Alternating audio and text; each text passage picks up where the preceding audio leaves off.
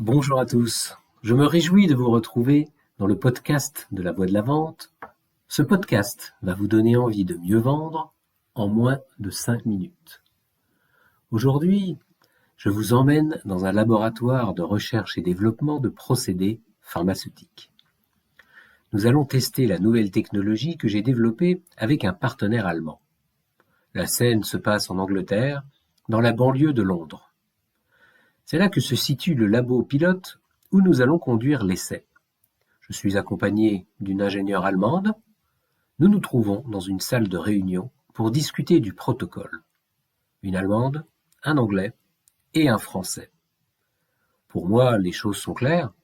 Il y a 2 ou 3 paramètres à vérifier. On lance la manip et on ajuste en fonction du déroulé. Pour l'anglais et l'allemande, c'est pas aussi simple. Les choses doivent être scrutées de façon beaucoup plus précise. Toutes les hypothèses doivent être envisagées.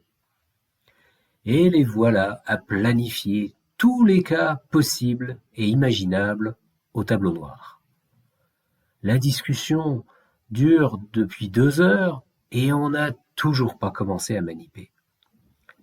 Lorsqu'ils se décident enfin à se rendre au labo pour s'y mettre, un des laborantins anglais s'approche de son chef et lui annonce la mauvaise nouvelle.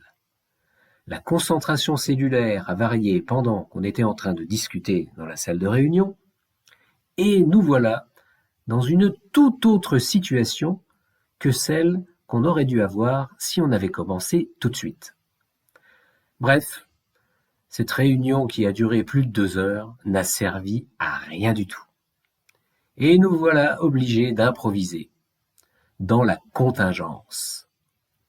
Alors que la seule nécessité que nous avions consistait à se mettre au travail le plus rapidement possible, et à s'adapter à un matériel vivant dont on sait qu'on ne le maîtrise jamais à 100%. Alors pourquoi est-ce que je vous ai raconté cette histoire ?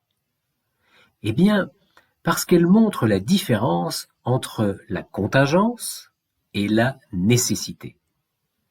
Ma collègue allemande et le client anglais pensaient que tout devait être planifié à l'avance pour que l'essai soit réussi. Mais la contingence du produit biologique avec lequel nous devions travailler a tout chamboulé.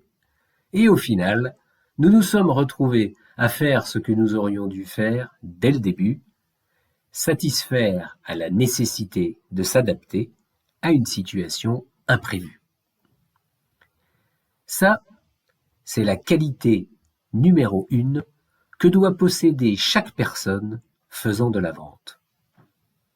Parce que ça ne se passe que très rarement comme prévu, surtout si on a essayé de vraiment tout prévoir.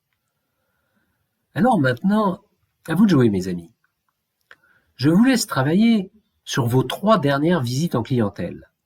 Prenez un papier, prenez un crayon et faites un tableau à 2 colonnes.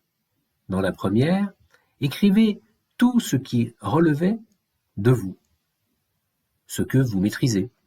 Et dans la seconde, listez ce qui s'est produit et ce à quoi vous avez dû vous adapter.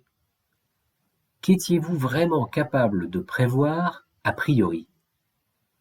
Ce petit travail va vous permettre de faire la différence entre préparation et planification. La première est indispensable pour s'adapter à ce que la seconde ne peut pas prévoir. Voilà. Sur ce, je vous laisse et je vous dis à jeudi prochain. À bon entendeur. Salut!